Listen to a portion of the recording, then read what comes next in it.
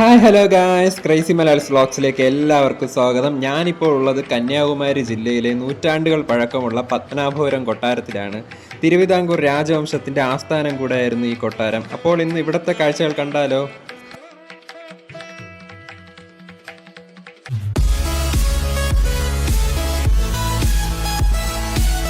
അപ്പോൾ ഇന്നത്തെ വ്ളോഗിന് ഒരു പ്രത്യേകതയുണ്ട് ഗൈസ്. ഒട്ടും പ്ലാൻ ചെയ്യാതെ ഞാൻ എടുക്കുന്ന ഒരു വ്ളോഗാണിത്. കാരണം മറ്റൊരാവശ്യത്തിന് ഞങ്ങൾ പോകും വഴി ഇവിടെയും കയറിയതാണ്. എൻ്റെ കൂടെ എൻ്റെ ചേട്ടനും ഉണ്ട് കേട്ടോ. അപ്പോൾ കുറേ കാലത്തിന് ശേഷമാണ് ഞങ്ങൾ ഒരുമിച്ച് ഒരു ട്രിപ്പൊക്കെ പോകുന്നത്. അതുപോലെ തമിഴ്നാട്ടിലെ ഒരു ബസ്സിൽ ഞാൻ ആദ്യമായിട്ടാണ് കയറുന്നത്. ഇവിടുത്തെ ബസ്സുകളൊക്കെ കണ്ടാൽ കുഞ്ഞു ബസ്സുകളാണെന്ന് തോന്നുമെങ്കിലും അതിനുള്ളിൽ നല്ല വലിപ്പമുണ്ട് കേട്ടോ.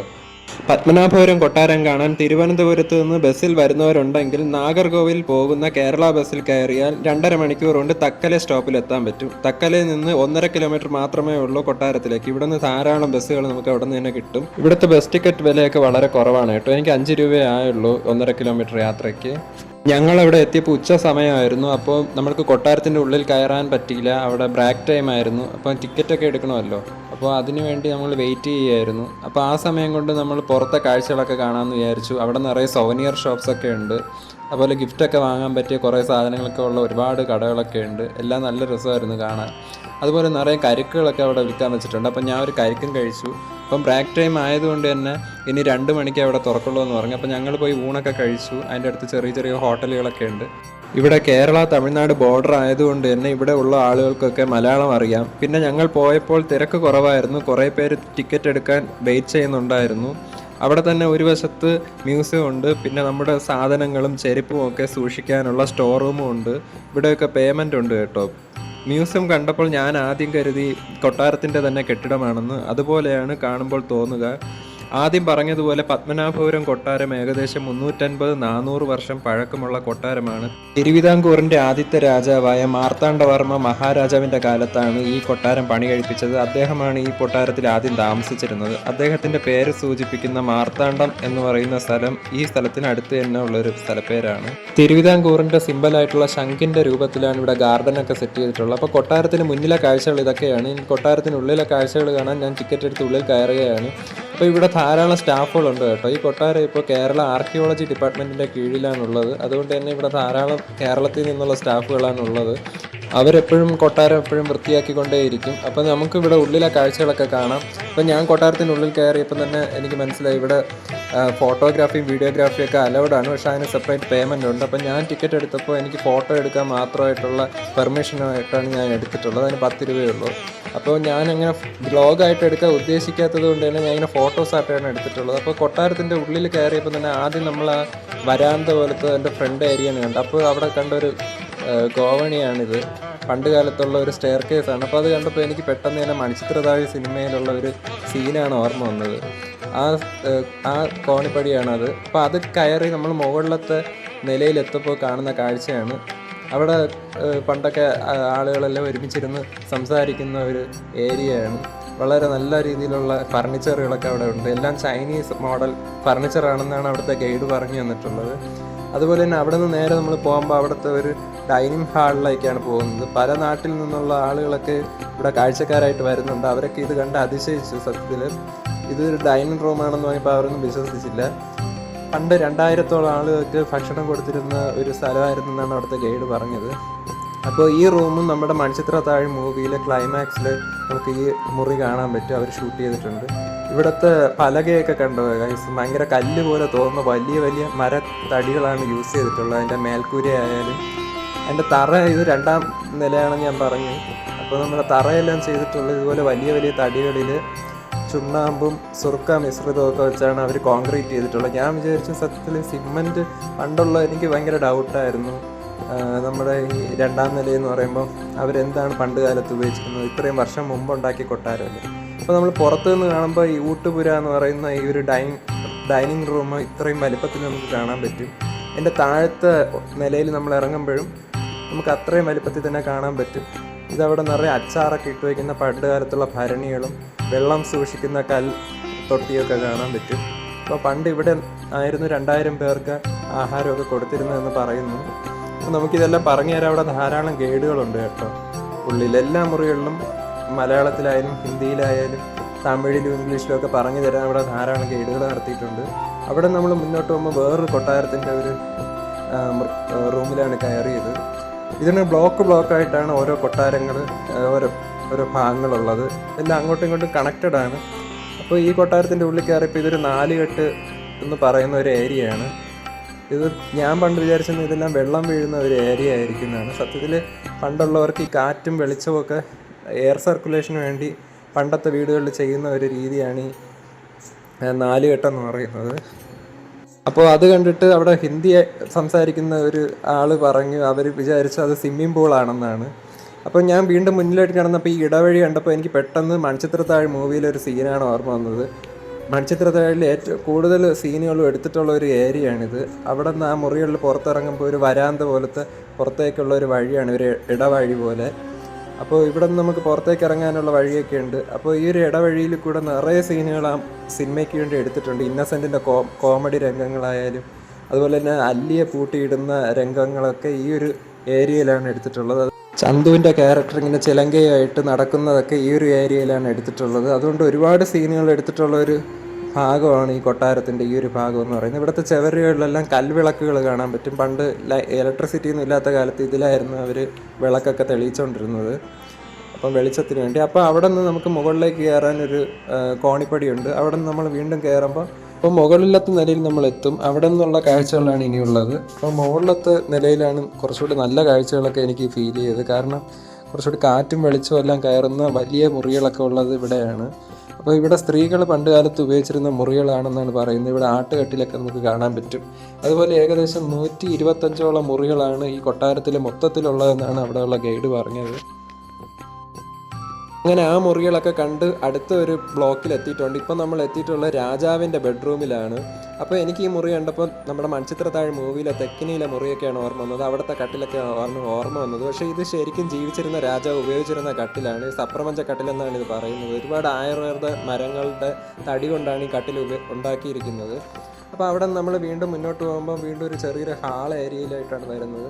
ഇപ്പോൾ ലേഡീസിൻ്റെയൊക്കെ എൻ്റർടൈൻമെൻ്റ് ആയിട്ടുള്ള മുറി എന്നാണ് പറഞ്ഞിട്ടുള്ളത്. അവർ സമയം ചെലവഴിക്കുന്ന മുറിയാണ്. ഇവിടെ ആട്ടുതൊട്ടിലും വലിയ കണ്ണാടികളൊക്കെ കാണാൻ പറ്റും. പണ്ട് കാലത്തെ കണ്ണാടിയാണ് കേട്ടോ.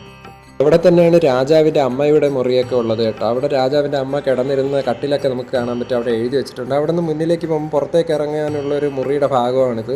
അപ്പോൾ ഇവിടെ വരുന്ന വിസിറ്റേഴ്സൊക്കെ വരച്ച് കുറിച്ചൊക്കെ അലങ്കോലമാക്കി വെച്ചിട്ടുള്ളത് നമുക്ക് കാണാൻ പറ്റും. എനിക്ക് സത്യത്തിൽ അത് കണ്ടപ്പോൾ വിഷമം തോന്നി. കാരണം ഇതൊരു ടൂറിസ്റ്റ് പ്ലേസ് മാത്രമല്ല, ഇതൊരു ഹിസ്റ്റോറിക് പ്ലേസ് കൂടെയാണ്. അപ്പം ചരിത്ര പ്രാധാന്യമുള്ള ഇങ്ങനത്തെ സ്ഥലങ്ങളൊക്കെ നമ്മളെ വേണം സംരക്ഷിക്കാൻ. കാരണം അടുത്ത തലമുറയ്ക്ക് ഇതൊന്നും കാണിച്ചു കൊടുക്കാനോ ഇതുപോലെ റീക്രിയേറ്റ് ചെയ്യാനോ ആർക്കും കഴിയില്ല. ഇത് നശിച്ചു കഴിഞ്ഞാൽ അങ്ങനെ അങ്ങ് നശിച്ചു പോകുന്നേ ഉള്ളൂ. കാരണം നമുക്കിത് അതുപോലെ പിന്നെ നിർമ്മിക്കാനോ ഒന്നും കഴിയില്ല. അപ്പോൾ ഇവിടെ ഇങ്ങനത്തെ സ്ഥലങ്ങളിൽ പോകുമ്പോഴെങ്കിലും ഇതുപോലെ മര്യാദ കാണിക്കുക, ഇങ്ങനെയൊന്നും ചെയ്യാതിരിക്കുക. അപ്പോൾ നമ്മൾ ദൂരെ നിന്ന് കാണുമ്പോൾ ഒരു കൽമണ്ഡപം നമുക്ക് കാണാൻ പറ്റും. ഇത് നമ്മുടെ മണിച്ചിത്രത്താഴ് മൂവിയിലെ ഒരു പ്രധാന രംഗങ്ങൾ ഷൂട്ട് ചെയ്തൊരു സ്ഥലമാണ്. നിങ്ങൾക്ക് കണ്ടാൽ മനസ്സിലാവുമെന്നറിയില്ല. നമുക്ക് അവിടേക്ക് പിന്നെ എത്താം. അപ്പം ഞാൻ വീണ്ടും അടുത്ത മുറികളിലൊക്കെ പോയി വലിയൊരു ഹാൾ ഏരിയയിലേക്കാണ് എത്തിയിട്ടുള്ളത്. ഇവിടേക്ക് സത്യത്തിൽ നല്ല വിശാലമായിട്ടുള്ള കാറ്റും വെളിച്ചമൊക്കെ കയറുന്ന സ്ഥലമാണ് കേട്ടോ. ഇവിടെ ഞാൻ നല്ല ചൂടുള്ള സമയത്താണ് പോയത്. പക്ഷേ ഈ ഓടിട്ട കെട്ടിടങ്ങളുടെ ഉള്ളിലൊക്കെ നല്ല തണുപ്പായിരുന്നു. അതുപോലെ പ്രത്യേകിച്ച് ഇതിൻ്റെ തറയെല്ലാം നല്ല തണുപ്പായിരുന്നു. അപ്പോൾ ഇവിടെ താമസിച്ചിരുന്ന നമ്മുടെ ആദ്യകാലത്തുള്ള മാർത്താണ്ഡവർമ്മ മഹാരാജാവിൻ്റെ ഫോട്ടോ കാണാം. അതുപോലെ തന്നെ ഒരു വിദേശിയുടെ ഫോട്ടോ കാണാം. ഇവിടെ അവസാനം ജീവിച്ചിരുന്ന രാജാവിൻ്റെ ഫോട്ടോ കാണാം. അപ്പോൾ ഞാനും എൻ്റെ ചേട്ടനും കൂടി കുറേ നടന്ന് എൻ്റെ ചേട്ടന് മതിയായി. അവിടെ ഈ ഗൈഡിനൊക്കെ ഇരിക്കാനുള്ള കസേരയിൽ കയറി എൻ്റെ ചേട്ടൻ ഇരിക്കുകയായിരുന്നു. അപ്പോൾ ഈ മുറി കാണിച്ചു കൊടുത്തു ഞാൻ എൻ്റെ ചേട്ടന്. ഇത് മണിച്ചിത്രത്താഴ് സിനിമയിലുള്ള ഒരു മൂവിയിലുള്ള ഒരു ഷൂട്ട് ചെയ്ത മുറിയാണെന്ന്. അപ്പോൾ എൻ്റെ ചേട്ടൻ അപ്പോഴാണ് അറിയുന്നത് തന്നെ ഇവിടെയാണ് മണിച്ചിത്രത്താഴ് മൂവി ഷൂട്ട് ചെയ്തതെന്ന്. പക്ഷേ അവനത് മനസ്സിലായിട്ടില്ല. അപ്പോൾ ഞാൻ അവന് പറഞ്ഞു കൊടുക്കുകയായിരുന്നു മണിച്ചിത്രത്താഴ് മൂവിയിൽ ഒരുപാട് സീനുകൾ ഷൂട്ട് ചെയ്തിട്ടുള്ള ഒരു ഏരിയയാണ് ഈ ഒരു ഹാളെന്ന് പറയുന്നത്. പണ്ട് കാലത്ത് രാജാവിൻ്റെ ഓഫീസ് റൂമായിരുന്നു. മണിച്ചിത്രത്താഴ് മൂവി നോക്കുകയാണെങ്കിൽ തുടക്കത്തിൽ ഒരു ഗാനരംഗത്തൊക്കെ ഈ ഒരു ഭാഗം ഷൂട്ട് ചെയ്തിട്ടുണ്ട്. ഇവിടെ നിന്ന് അങ്ങോട്ട് വേറൊരു ബ്ലോക്കാണ്, ഒരു കെട്ടിടത്തിൻ്റെ വേറൊരു സെക്ഷനാണ്. അതുകൊണ്ട് തന്നെ അത് കണക്ട് ചെയ്യാനായിട്ട് ഇവിടെ വലിയ കോണിപ്പടി പോലെ ഇങ്ങനെ കെട്ടിയിട്ടുണ്ട്. നല്ല പൊക്കത്തിലാണ് ഈ ഒരു പടിക്കെട്ടുകളുള്ളത്. അതുപോലെ മണിച്ചിത്രത്താഴിൻ്റെ ക്ലൈമാക്സിലും സണ്ണിയും നകുലനുമായിട്ടൊക്കെ സംസാരിക്കുന്ന ആ ഒരു ഏരിയയൊക്കെ ഇവിടെയാണ് ഷൂട്ട് ചെയ്തിട്ടുള്ളത്. ഈ ഒരു മുറിയിൽ പണ്ടത്തെ രാജാവിൻ്റെ ഓഫീസ് റൂമായിരുന്നു ഇവിടെയൊക്കെ. അപ്പോൾ ഇവിടെ നിന്ന് അങ്ങോട്ടുള്ള ഏരിയ എന്ന് പറയുന്ന ഒരു പ്രത്യേകതയുണ്ട്. കാരണം വിദേശികൾക്ക് വേണ്ടി നിർമ്മിച്ചിട്ടുള്ള ഏരിയയാണ്. അവിടെ നമുക്ക് പോകുമ്പോൾ ആദ്യം തന്നെ ഇടതുവശത്തായിട്ടൊരു ബാത്റൂം കാണാൻ പറ്റും. കല്ലുകൊണ്ട് നിർമ്മിച്ച ക്ലോസറ്റൊക്കെ അവിടെ ഉണ്ട്. അപ്പം നമുക്ക് അവിടെ നിന്ന് പുറത്തേക്ക് നോക്കുമ്പോൾ മെയിൻ റോഡിനോട് ചേർന്നാണ് ഈ ഒരു കെട്ടിടം വരുന്നത്. അപ്പം വിസിറ്റേഴ്സ് ആയിട്ടുള്ള ആളുകൾക്ക് പെട്ടെന്ന് തന്നെ ഇവിടെ താമസിപ്പിക്കാൻ വേണ്ടിയാണ് ഈ ഒരു ഏരിയ ഉള്ളത്. ഇവിടെ 2 ബെഡ്റൂമാണ് ഉള്ളത്. അതിൽ മെയിനായിട്ടുള്ളൊരു ബെഡ്റൂമാണിത്. ഇത് കണ്ടപ്പോൾ തന്നെ എനിക്ക് മണിച്ചിത്രത്താഴ് മൂവിയിലുള്ള ഒരു ഐക്കോണിക് സീനാണ് ഓർമ്മ വന്നത്. അതിവിടുത്തെ ഒരു ഗൈഡ് തന്നെയാണ് ഞങ്ങൾക്ക് പറഞ്ഞു തന്നത്. അതായത് നമ്മുടെ നകുലനും ഗംഗയും സംസാരിച്ചുകൊണ്ട് നിൽക്കുമ്പോൾ പെട്ടെന്ന് നാഗവല്ലിയായിട്ട് ഗംഗ മാറി കട്ടിലൊക്കെ ഉയർത്തുന്ന ആ ഒരു രംഗമൊക്കെ ഷൂട്ട് ചെയ്തിട്ടുള്ള ഭയങ്കര മലയാളികൾക്ക് മറക്കാൻ പറ്റാത്ത ആ ഒരു രംഗമൊക്കെ ഈ റൂമിലാണ് ഷൂട്ട് ചെയ്തിട്ടുള്ളത്. അപ്പോൾ ആ ബെഡ്റൂം കണ്ടപ്പോൾ എനിക്ക് പെട്ടെന്ന് ആ സിനിമയിലെ രംഗങ്ങളൊക്കെ തന്നെയാണ് ഓർമ്മ വന്നത്. അപ്പോൾ ഇത് നമ്മൾ അവിടെ ചെന്ന് കാണുമ്പോൾ ആ സിനിമയിൽ കണ്ടതുപോലെ നമുക്ക് ഫീൽ ചെയ്യില്ല. കാരണം വളരെ ചെറിയ ചെറിയ മുറികളായിട്ടൊക്കെ നമുക്ക് തോന്നും. ചില മുറികളൊക്കെ ഭയങ്കര വലിപ്പമായിട്ട് തോന്നും. എന്നാൽ ആ സിനിമയിൽ വളരെ വ്യത്യസ്തമായിട്ടുള്ള ആംഗിളുകളിലൊക്കെ എടുത്തത് കൊണ്ടാണ് നമുക്ക് അങ്ങനെ ആ ഒരു സിനിമ അത്രയും ഇഷ്ടപ്പെട്ടത്. അതുപോലെ ഈ മുറികളുടെ പുറത്തേക്ക് 2 സൈഡിലും വരാന്തകളുണ്ട്. അപ്പോൾ നമുക്ക് അവിടെ നിന്നെല്ലാം കാണാൻ പറ്റും. അപ്പോൾ ഈ ഭാഗങ്ങളും സിനിമയിൽ ഉൾപ്പെടുത്തിയിട്ടുണ്ട്. ഈ ഒരു വരാന്തയിലുള്ള ഈ ഭാഗങ്ങളൊക്കെ അത് സിനിമയിലെ ക്ലൈമാക്സിലൊക്കെ ഇവർ ചർച്ച ചെയ്യുന്നതൊക്കെ ഇവിടെ നിന്നാണ് ഷൂട്ട് ചെയ്തിട്ടുള്ളത്. അപ്പോൾ വലിയ 2 ബെഡ്റൂമുകളും അതുപോലെ വലിയൊരു ഹാളും ഇതിൻ്റെ നടുക്കുണ്ട്. ആ ഹാളിൽ വെച്ചുള്ള സീനുകളും നമുക്ക് ആ സിനിമയിൽ കാണാൻ പറ്റും. അതിൻ്റെ 2ാമത്തെ ബെഡ്റൂമിനോട് ചേർന്ന് വീണ്ടും ഒരു ബാത്റൂമുണ്ട്. അപ്പോൾ ഇതൊക്കെ ബാത്റൂമാണ് നമുക്ക് ആദ്യം തോന്നില്ല. കാരണം അത്രയും വലിപ്പത്തിലുള്ള മുറികളാണ്. ഒരു സൈഡൊക്കെ തടി കൊണ്ടാണ് കംപ്ലീറ്റ് നിർമ്മിച്ചിട്ടുള്ളത്. അപ്പോൾ ഇങ്ങനെ തുറന്നു കിടക്കുന്ന ഒരു സ്ഥലം ബാത്റൂമായിട്ട് നമുക്ക് ഒരിക്കലും തോന്നില്ലല്ലോ. അപ്പോൾ അവിടെ നിന്ന് ആ മുറിയുടെ പുറത്തേക്ക് ഇറങ്ങുമ്പോൾ തന്നെ ഒരു കോണിപ്പടി കാണാൻ പറ്റും. അപ്പോൾ ഈ കോണിപ്പടിയും നമുക്ക് ആ സിനിമയിൽ ക്ലൈമാക്സിലൊക്കെ കാണാൻ പറ്റും. ഈ കോണിപ്പടി ഇറങ്ങി വരുന്ന ഏരിയ സത്യത്തിൽ എനിക്ക് ഫോട്ടോയൊന്നും എടുക്കാൻ പറ്റിയില്ല. ഫോട്ടോസ് മാത്രമായിട്ട് എടുക്കണമെന്നുള്ളത് കൊണ്ടാണ് ഞാൻ ഇങ്ങനെ എടുത്തത്. അല്ലെങ്കിൽ കുറച്ചുകൂടി നല്ല രീതിയിൽ വ്ളോഗായിട്ട് വീഡിയോ എടുക്കാൻ പറ്റുമായിരുന്നെങ്കിൽ ഞാൻ കുറച്ചുകൂടി നല്ല രീതിയിൽ എടുത്തേനെ. ഇതിപ്പോൾ ഞാൻ അതിന് പെർമിഷൻ വാങ്ങാത്തത് കൊണ്ടാണ് ഈ രീതിയിൽ നിങ്ങൾക്ക് കാണിച്ചു തരുന്നത്. അപ്പോൾ ഈ സിനിമയിലെ ഈ ഭാഗങ്ങളെല്ലാം ഇതിൻ്റെ താഴത്തെ ഇറങ്ങി വരുന്ന പുറത്തേക്കുള്ള ഭാഗത്ത് നിന്നാണ് എടുത്തിട്ടുള്ളത്. അതൊരു വരാന്ത പോലത്തെ ഒരു സിറ്റ് ഔട്ട് ഏരിയയാണ്. അപ്പോൾ അവിടെ നിന്ന് പുറത്തേക്കൊരു വഴിയുണ്ട്. അവിടെ ക്യാൻറ്റീനൊക്കെ ഉണ്ട് ഒരു വശത്ത്. അതുപോലെ തൊട്ടടുത്തായിട്ട് തന്നെ ഒരു ക്ഷേത്രം നമുക്ക് കാണാൻ പറ്റും. ഇവിടെ തിരുവനന്തപുരം പത്മനാഭസ്വാമി ക്ഷേത്രത്തിലെ ഉത്സവങ്ങളൊക്കെ വരുമ്പോൾ ഇവിടെ നിന്നാണ് ഘോഷയാത്ര ആരംഭിക്കുന്നത്. അപ്പോൾ ആ വഴി നേരെ നമുക്ക് പുറത്തേക്കൊരു കണ്ടിന്യൂറ്റി ആയിട്ടൊരു സ്ഥലം കൂടെ ഉണ്ട്. അതായത് ഒരു തെക്കേ കൊട്ടാരം എന്ന് പറഞ്ഞ് ഈ കൊട്ടാരം കോംപ്ലക്സിന് പുറത്താണ്. അവിടെ ഒരു കുളമൊക്കെ ഉണ്ട്. അപ്പോൾ ഈ തെക്കേ കൊട്ടാരം ശരിക്കും പറഞ്ഞാൽ അവർ ക്രിയേറ്റ് ചെയ്ത ഒരു ഏരിയയാണ്. പണ്ടിവിടെ ഈ ഒരു ഭാഗം എല്ലാ കെട്ടിടങ്ങളും ഉണ്ടായിരുന്നില്ല. ഇവിടെ കുളിക്കാനുള്ളൊരു കുളിപ്പുരയും ഉണ്ട്. അതുപോലെ ബാക്കി കെട്ടിടങ്ങളൊക്കെ അവർ പല സ്ഥലത്തുനിന്ന് കളക്ട് ചെയ്ത കുറച്ച് വീടിൻ്റെ ഭാഗങ്ങൾ കൊണ്ട് ചേർത്തുണ്ടാക്കിയ വീടുകളാണ് ഈ കാണുന്നതൊക്കെ. ഇതൊക്കെ ഈ ആർക്കിയോളജി ഡിപ്പാർട്ട്മെൻറ്റ് ചെയ്തു വെച്ചേക്കുന്ന ഭാഗമാണ്. അപ്പോൾ ഈ കൊട്ടാരത്തിൻ്റെ കുറച്ച് ഭാഗങ്ങൾ പണ്ടിവിടെ ഉണ്ടായിരുന്നിരിക്കും. എന്തായാലും ഇന്നിപ്പോൾ ഉള്ളതെല്ലാം അവർ സെറ്റ് ചെയ്തിട്ടുള്ള ഏരിയയാണ്. അപ്പോൾ നമുക്ക് ഇതിൻ്റെ താഴേക്ക് ഇറങ്ങി ഇതിൻ്റെ നേരെ കുളത്തിലേക്ക് പോകാനുള്ള ഏരിയയാണ് ഇതാണ് കാണുന്ന കുളിപ്പുര. അപ്പോൾ അതിൻ്റെ മറുവശത്തുള്ള ഭാഗങ്ങളെല്ലാം തന്നെ ഒരു വീടിൻ്റെ ഭാഗം അവർ അതുപോലെ പൊളിച്ച് ഇവിടെ കൊണ്ട് റീസെറ്റ് ചെയ്തിട്ടുള്ളതാണ്. അപ്പോൾ വലിയ രീതിയിൽ തന്നെ നമുക്ക് ആ വീടിൻ്റെ ഉള്ളിലെ കാഴ്ചകളൊക്കെ കാണാൻ പറ്റും. ഇതിൻ്റെ മുറ്റം കാണുമ്പോൾ തന്നെ നമുക്ക് ആ മണിച്ചിത്രത്താഴ് മൂവിയിലെ ഒരു പാട്ട് സീനിൽ ഗംഗയുടെ കുട്ടിക്കാലം കാണിക്കുമ്പോൾ ആ ഒരു ഏരിയയൊക്കെ ഇവിടെയാണ് ഷൂട്ട് ചെയ്തിട്ടുള്ളത്. അതുപോലെ എൻ്റെ ചേട്ടൻ അവിടെ എത്തിയപ്പോൾ തന്നെ നടന്ന് കിടന്ന് തളർന്നു. കാരണം നമ്മൾ ആ കൊട്ടാരം കോംപ്ലക്സിൻ്റെ പുറത്തേക്ക് നടന്നാണ് ഇവിടെ എത്തിയത്. അപ്പോൾ അതിൻ്റെ ഉള്ളിൽ തന്നെ നമുക്ക് നോക്കാൻ പറ്റും. ഇവിടെ 12 കെട്ടുള്ള ഒരു വീടാണ് ഇവർ സെറ്റ് ചെയ്തിട്ടുള്ളത്. അതായത് 4 കെട്ടുള്ള 3 ഏരിയ ഉണ്ട്. 4 കെട്ടുകൾ ചേർന്ന ഒരു വീടാണ്. അതുപോലെ പണ്ട് കാലത്ത് ആളുകൾ ഉപയോഗിച്ചിരുന്ന പാത്രങ്ങളും അതുപോലെ തന്നെ പുരാതന വസ്തുക്കളൊക്കെ ഇവിടെ നമുക്ക് കാണാൻ പറ്റും. ഒരു കാലത്ത് ആളുകളെല്ലാം ഉപയോഗിച്ചിരുന്ന അടുക്കളയും പണ്ടൊരു കാലത്ത് ആളുകൾ സ്ഥിരം ഉപയോഗിച്ചിരുന്ന അന്നത്തെ കാലത്ത് ഉപയോഗിച്ചിരുന്ന സാധനങ്ങളും പാത്രങ്ങളും ഒക്കെയാണിത്. അപ്പോൾ ഇത് കണ്ടപ്പോൾ ഞാൻ ആലോചിച്ചു, നമ്മളിപ്പോൾ ഉപയോഗിക്കുന്ന പല വസ്തുക്കളും വർഷങ്ങൾക്ക് ശേഷം അന്നത്തെ തലമുറയിലുള്ള ഒരു പുരാവസ്തു എന്ന് കരുതി ഇതുപോലെ എടുത്ത് വയ്ക്കുമായിരിക്കും എന്നൊക്കെ ഞാൻ ആലോചിച്ചു. അപ്പം നമ്മൾ അവിടെ നിന്ന് ആ കാഴ്ചകളൊക്കെ കണ്ട് വീണ്ടും നമ്മളങ്ങനെ നടന്ന് തിരിച്ച് ഈ കൊട്ടാരം കോംപ്ലക്സിൻ്റെ ഉള്ളിൽ തന്നെ കയറി. ഇവിടെ വീണ്ടും കുറേ കൊട്ടാരത്തിൻ്റെ കെട്ടിടങ്ങളൊക്കെ കാണാനുണ്ട്. അതിലൊന്നാണിത്. ഇത് ചിത്ര തിരുനാളിൻ്റെ കാലത്ത് ചിത്ര തിരുനാൾ മഹാരാജാവിൻ്റെ അമ്മയ്ക്ക് വേണ്ടി പണി കഴിപ്പിച്ച ഒരു കൊട്ടാരത്തിൻ്റെ ഒരു ഭാഗമാണ്. അതിന് 90 വർഷം പഴക്കമാണ് ഉള്ളത്. അവിടെ നിന്ന് നമ്മൾ മുന്നോട്ട് വരുമ്പോഴാണ് ഈ കൽമണ്ഡപം കാണുന്നത്. ഇത് കാണുമ്പോൾ നമുക്ക് ശരിക്കും ആ മണിച്ചിത്രത്താഴ് മൂവിയിലെ ക്ലൈമാക്സും പാട്ട് രംഗമൊക്കെയാണ് ഓർമ്മ വരുന്നത്. അതായത് രാമനാഥനുമായിട്ട് നാഗവല്ലി ഇങ്ങനെ ഡാൻസൊക്കെ കളിച്ച് നടക്കുന്ന ആ ഒരു ഭാഗം. അപ്പോൾ എനിക്ക് ശരിക്കും ഇതിവിടെ വന്നപ്പോൾ ഒരു നാഗവല്ലിയെ കണ്ട ഒരു ഫീലായിരുന്നു. എനിക്കും അങ്ങനെ ഡാൻസ് കളിക്കണമൊക്കെ തോന്നി. ശരിക്കും ആ മൂവി ഒരുപാട് തവണ TV-യിൽ കണ്ടിട്ടുണ്ടെങ്കിലും തിയേറ്ററിൽ പോയി കാണണമെന്ന് വലിയ ആഗ്രഹമായിരുന്നു. ഇപ്പോൾ ആ സിനിമ ഈ അടുത്ത കാലത്ത് റിലീസൊക്കെ ചെയ്തു, പക്ഷേ എനിക്ക് പോയി കാണാൻ പറ്റിയില്ല. അപ്പോൾ ഇവിടെ നിന്ന് നമ്മൾ ഈ കൽമണ്ഡപമൊക്കെ കാണുമ്പോൾ ഇത് വളരെ ചെറിയ ഒരു ഏരിയ ആയിട്ടാണ് നമുക്ക് തോന്നുന്നത്. കൽമണ്ഡപത്തിൻ്റെ ഉള്ളിൽ ഡാൻസ് കളിക്കുന്ന ഏരിയയൊക്കെ വളരെ ചെറുതായിട്ടാണ് എനിക്ക് കണ്ടത്, പക്ഷേ സിനിമയിൽ വളരെ വലുപ്പത്തിൽ നമുക്ക് കാണാൻ പറ്റും. അപ്പോൾ ഈ ഒരു ഏരിയ നിങ്ങൾക്ക് കണ്ടിട്ട് മനസ്സിലായോ ഗൈസ്? ഇങ്ങനെ മോഹൻലാലും സുരേഷ് ഗോപിയൊക്കെ ഇങ്ങനെ ഒളിഞ്ഞു നോക്കുന്ന ആ ഒരു ഭാഗമാണ് ഈ ഒരു മറ പോലെ ഇവിടെ കാണാൻ പറ്റുന്നത്. ഇത് ശരിക്കും പണ്ട് കാലത്ത് ഈ രാജ്ഞിമാരും അതുപോലെ വലിയ വലിയ റിച്ചായിട്ടുള്ള ലേഡീസൊക്കെ ഈ ഒരു മുറിക്കുള്ള ഈ സീക്രട്ട് റൂമിൻ്റെ ഉള്ളിൽ നിന്നായിരുന്നു ഈ പെർഫോമൻസും ഡാൻസും ഒക്കെ കണ്ടുകൊണ്ടിരുന്നത്, അവരുടെ ഒരു പ്രൈവസിയൊക്കെ കരുതിയിട്ട് എന്നാണ് എനിക്ക് മനസ്സിലാക്കാൻ കഴിയുന്നത്. അവിടുത്തെ ചെറിയ ചെറിയ കിളിവാതിലുകൾ പോലെ ഉണ്ട്, അതിനുള്ളിലൂടെയാണ് അവർ അതിൻ്റെ ഉള്ളിലിരുന്നാണ് ഇതെല്ലാം കാണുന്നത്. അപ്പോൾ എനിക്ക് രാമനാഥൻ്റെയും നാഗവല്ലിയുടെയും ഡാൻസൊക്കെ ഓർമ്മ വന്നു. അപ്പോൾ ആ സിനിമയിൽ അവർ ഡാൻസ് കളിച്ചതുപോലെ പണ്ട് കാലത്ത് ഇവിടെ ആരെങ്കിലുമൊക്കെ ഡാൻസ് കളിച്ചിട്ടുണ്ടായിരിക്കും. അപ്പോൾ അത് കാണാൻ വേണ്ടിയല്ലേ ഇങ്ങനെ ലേഡീസിന് വേണ്ടി സെപ്പറേറ്റ് ഏരിയയൊക്കെ അവർ ഉണ്ടാക്കി വെച്ചിട്ടുള്ളത്. എന്തായാലും ഇതൊക്കെ കാണാൻ വേണ്ടി വിദേശത്തു നിന്നൊക്കെ ഒരുപാട് പേര് ഇവിടെ വരുന്നുണ്ട്. അപ്പോൾ അതിലൊരു ലേഡിയായിരുന്നു ഇവർ, അമേരിക്കൻ ലേഡിയാണ്. അപ്പോൾ അവർക്കിങ്ങനെ ഇംഗ്ലീഷിൽ നമുക്ക് പറഞ്ഞു കൊടുക്കാൻ അധികം ആരും അവിടെ ഗൈഡൊന്നും കണ്ടില്ല. അപ്പോൾ ഞാനാണ് അതൊക്കെ പറഞ്ഞു കൊടുത്തത്. അപ്പോൾ അവർക്ക് ഭയങ്കര എക്സൈറ്റ്മെൻ്റ് ആയിട്ട് എൻ്റെ അടുത്ത് പലതും ചോദിച്ചറിഞ്ഞു. അപ്പം ഞങ്ങൾ അവിടെ നിന്ന് ഈ കാഴ്ചകളൊക്കെ കണ്ട് അവിടെ നിന്ന് പുറത്തിറങ്ങി നേരെ മ്യൂസിയത്തിലായിട്ടാണ് പോയത്. അപ്പോൾ ആ അമേരിക്കൻ ലേഡി എൻ്റെ അടുത്ത് വീണ്ടും ചോദിച്ചു, ഒരു തമാശയായിട്ട് ചോദിച്ചൊരു കാര്യമാണ്, ഇവിടെ കേരളത്തിലുള്ളവർക്ക് വീടുകളിൽ ആനയെ വളർത്താറുണ്ടായിരുന്നു എന്ന്. അപ്പം ഞാൻ പറഞ്ഞു, പണ്ട് കാലത്ത് വലിയ പ്രമുഖരായിട്ടുള്ള വീടുകളിലൊക്കെ മാത്രമേ ആനയൊക്കെ വളർത്തുന്നുണ്ടായിരുന്നുള്ളൂ. അവരുടെ സുഹൃത്തിൻ്റെ ഒരു കല്യാണത്തിന് ഇന്ത്യയിൽ വന്നതായിരുന്നു അവർ.